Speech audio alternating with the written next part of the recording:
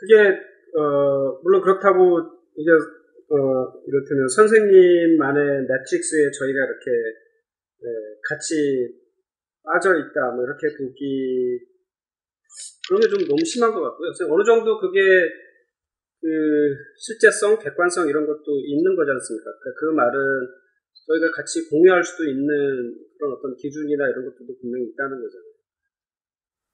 네, 있죠. 그러니까 저만 그 분의 계제를 그렇게 보는 게 아니라 다른 분도 그렇게 볼 수 있어요. 근데 그렇게 되기 위해서는 그러니까 동양의 공부의 차이는 측면이 많이 필요해요.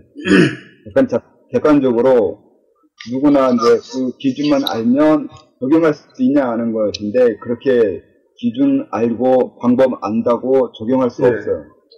그 정도 적용할 수 있으려면 오랜 단련과 훈련이 필요해요. 근데 이게 결국 개인의 재량이 돼버리는데 그래서 이 객관적으로 완벽하게 되지 않는 것이 돼요.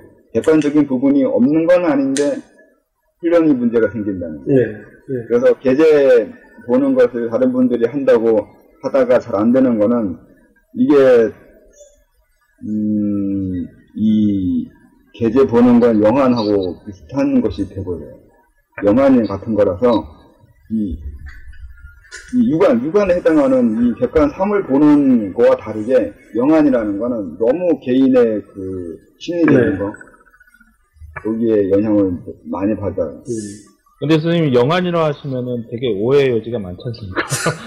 네, 그 오해가 생기는 이유가 다 실증이에요. 많은 것들이 자기 내면에 있는 것이 이게 독해해서 해석해가지고 바깥에 보이는 거거든요. 그래서 아직 영안을 본다는 사람들이 영안에 대한 객관적인 증거나 아니면 이게 어떻게 가능한 거거나 어떻게 볼 수 있거나 보는 것에 대한 그 설명 아니면 논리, 이유, 원리 이런 걸 공부가 아니라 이게 증명하는 연구라고 해야 되나? 연구를 안 하잖아. 그냥 일방적이에요. 이건 일방적인 말이에요. 나는 이러이러한 걸 봤다. 이러이러한 것을 체험했고 이러이러하고 이러한 일방적으로 갖다 쏟아 부어버리고 그게 끝이거든요. 믿든지 말든지 그 다음에 이런 식으로 계속 그쪽 세계에 있는 사람들이 하는데 그래서 제가 설명을 하려고 했잖아요. 이게 영안이 어떻게 나오는지 그리고 뭘 볼 때 무엇이 보이게 되는 거고 보일 때 어떤 현상이 일어나는데 그 현상들이 어떻게 비롯되는 거나 어떻게 왜곡되고 곡해질 수 있는 건지 그걸 설명해 주려고 하잖아요. 근데 공부를 안 한다니까? 아니, 선생님, 결론이 그렇게 나시면 이게 참.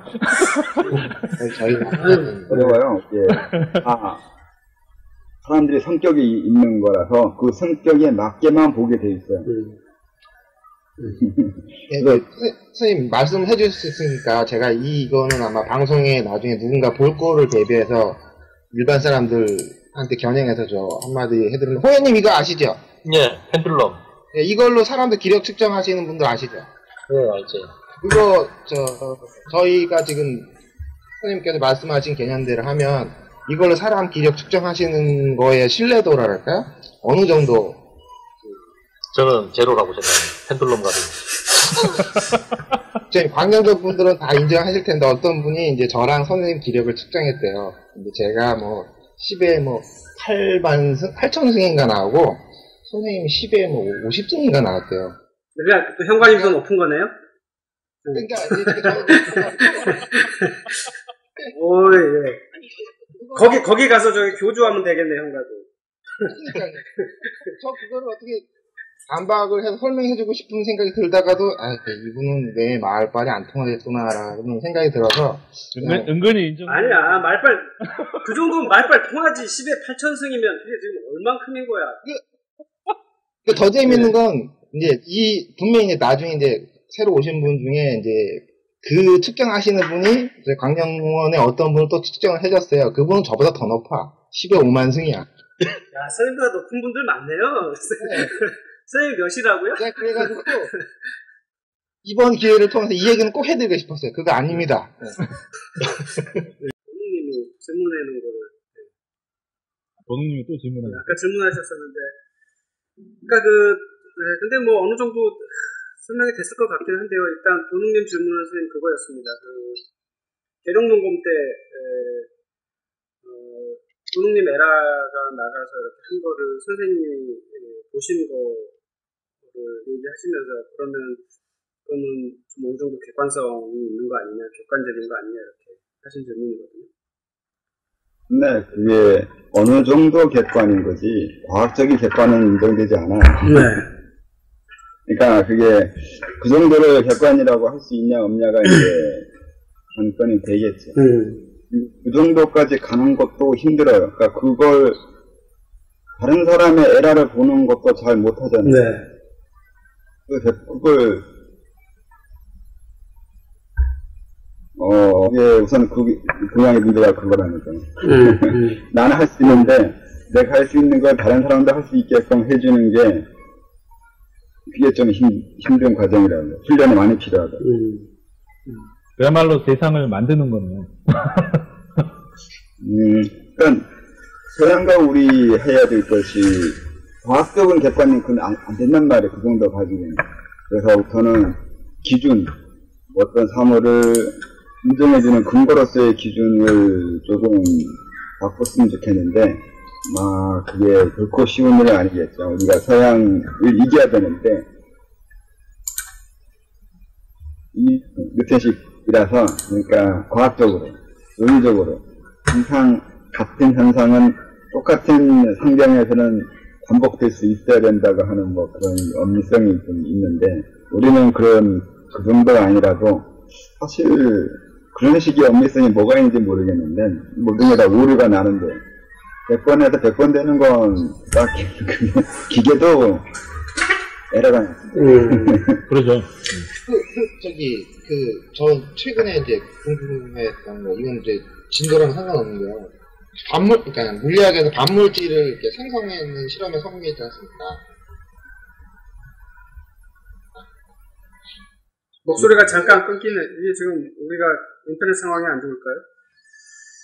네, 잠깐만요. 현관님 질문 조금 있다가 다시 해주시면 좋겠는데요. 선생님 지금 얘기 나온 김에 천호님이 올려주신 질문, 서양 학문하고 우리의 학문 체계가 이렇게 이제 학문과 사유 체계가 다르다고 할 수 있는데, 지금 이런 상황에서 우리 학문이나 철학이라는 것을 우리가 지금 어떤 식으로 만들어가고 접근해 가야 하느냐, 이게 지금 천우님이 올린 질문 네 번째 거 맞죠? 네, 이거에 대한 선생님 의견을 좀 듣고 싶다고. 네, 선생님. 네, 네 번째 질문. 네, 이거 마구 가실 때 선생님이 따로 이렇게 몇 번 말씀하셨던 것 같긴 한데, 오늘은 방송이니까 선생님 다시 한번 얘기 또 하셔야 돼요. 어떤 정도의 규모에서 얘기해야 돼요. 네? 그게 좀 애매하죠.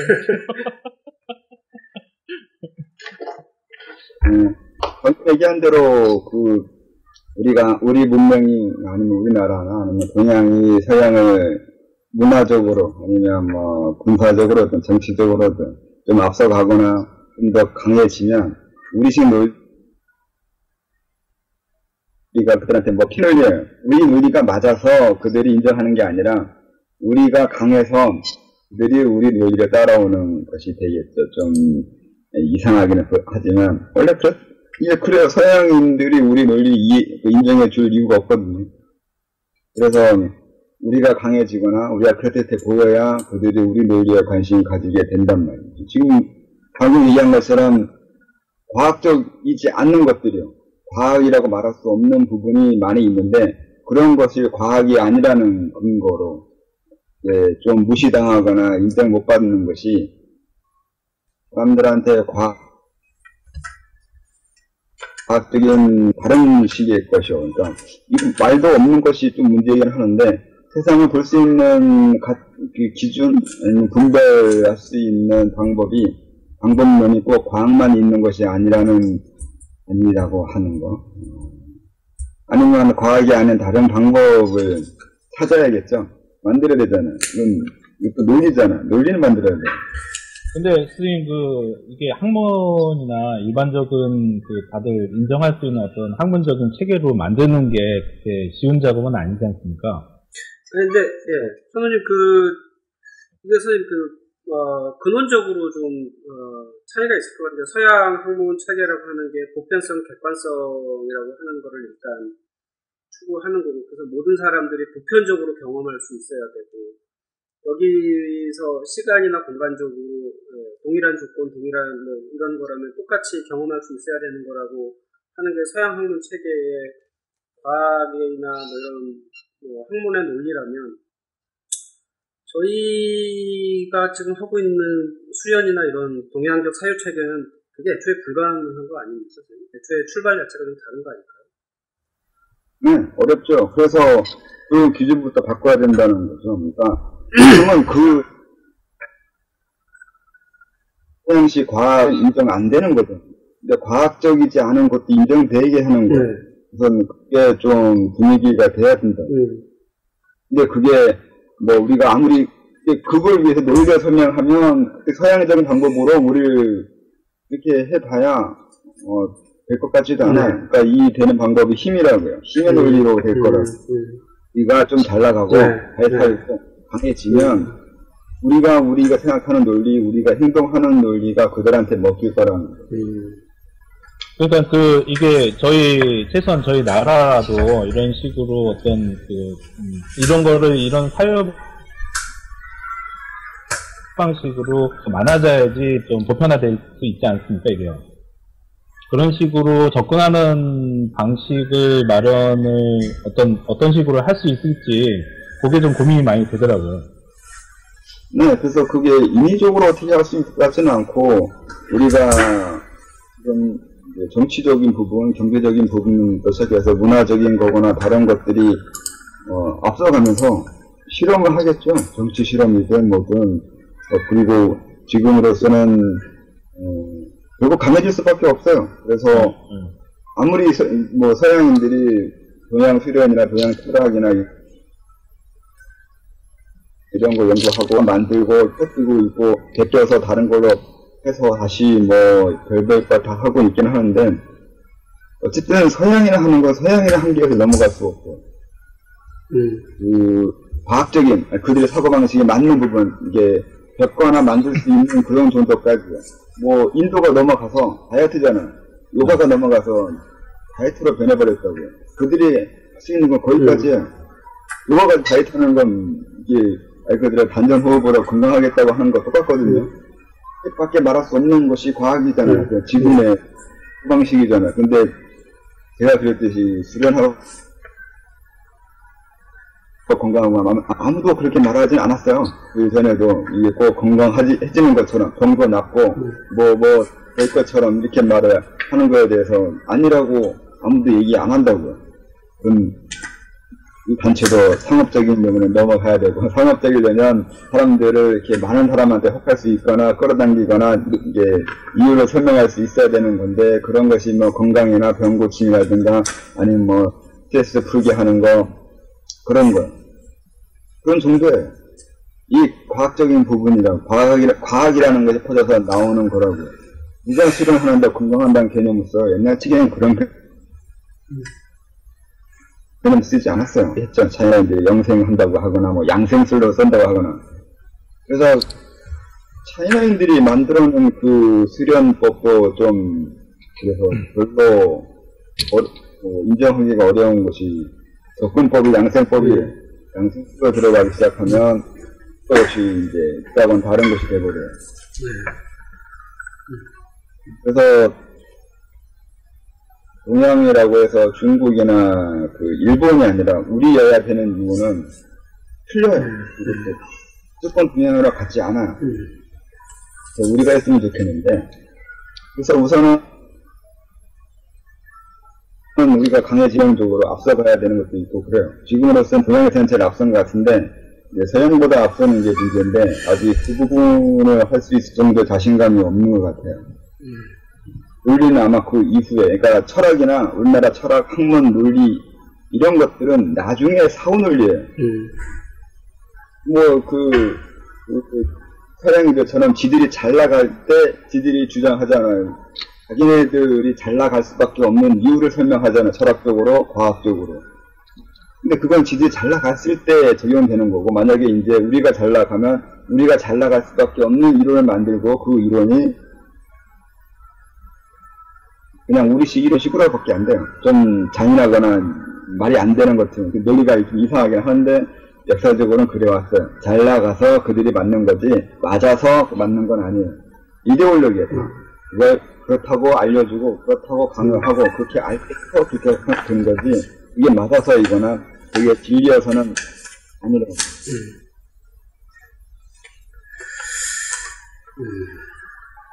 오해하기 좀 그런데 이기는 게 정의다 뭐 이런.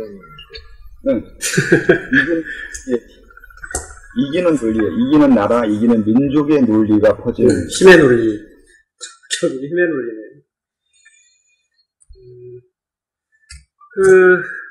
천우님 질문하신 거는 다 해결이 됐나요? 천우님. 네, 여섯 번째 질문도 비슷한 질문이긴 했는데요.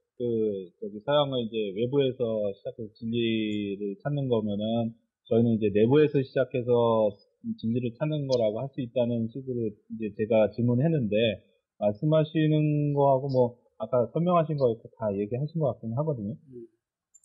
그래서 뭐, 알겠습니다. 4번하고 6번은 끝난 것 같아요. 네. 질문은, 네, 대충 어느 정도 해결이 됐다고 치고, 의원님, 질문 안 올리셨는데, 네. 따로, 구두로 오늘 질문하신다고. 예, 네. 질문하시죠. 책의 48페이지 맨 밑에 제가 그래서 이제 이끌림에 동하게 되고 마음에 맞는 형체로 환생합니다. 즉 이 영을 띌 때가 개체가 되는 바로 그 시점이고 둘입니다. 시작이 이런 식물인지 동물인지 무엇인지는 사람마다 다릅니다. 알기 어려운 것입니다. 라고 책에 쓰여 있는데, 또 한편으로는 모든 존재들이 완벽해지기 위해서는 모든 체험을 해야 된다. 그래서 모든 의식 상태를 체험해야 될 필요가 있기 때문에 그 최초의 경험은 광물이 되어야 한다는 말도 있거든요. 그래서 그러니까 순서대로 처음의 경험은 광물, 그 다음에 식물, 동물, 맨 마지막이 사람이다라고 이제 얘기하는 데도 있어가지고 이 부분이 정확하게 어떤 게 맞는 건지 좀 여쭤보려고. 응? 그러니까 이제 질문을 저기 하니까 의원님. 맨 처음에 이제 영을 뛰기 시작하는데 그 영이 방금 끊겼어 다시. 예?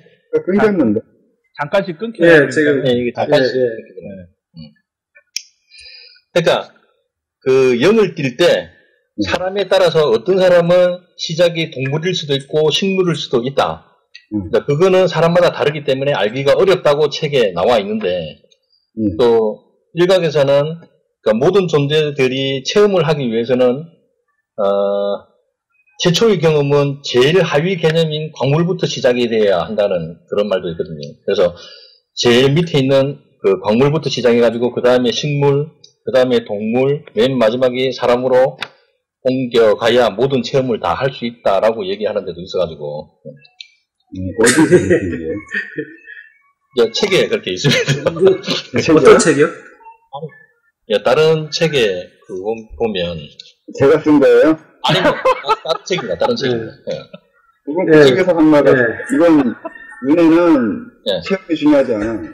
체험 같은 건 의미가 없거나 체험이 중요한 게 아니라 동물이든 식물이든 이런 경험할 필요 없어요. 해도 안 해야 돼요. 차라리 인간을 경험하는 건 오히려 좋아요. 인간도 여러 번 인간 이하의 것은 안 태어날수록 좋아요. 별로 의미가 없어요. 의미가 없는 정도가 아니라 안 좋아요. 한 번에 태어난 것은 다 내 안에 특적이 되는데 그게 성향으로 발현이 나와요. 근데 짐승이나 광물로 태어났다는 얘기는 그 성향이 나한테 있게 돼버리는데 그건 덜 떨어졌잖아요. 짐승이야 봐야 덜 떨어진 거예요. 인간에 비하면. 그 짐승의 욕망과 성격이 나온다는 거. 평소에도 나와요. 왜냐면 생각보다 많이 미쳐요. 근데 모르는 거지. 요동변에 쓴 이건 그래서 그래. 이 바위라서 답답해요. 분해요. 그게 본성적으로는 있어가지고 공부가 거기까지밖에 안 가는 게 있어요. 그러니까 이게 인간 이하로 태어났다는 건 상당히 그걸 돌파하는데 방해가 돼요.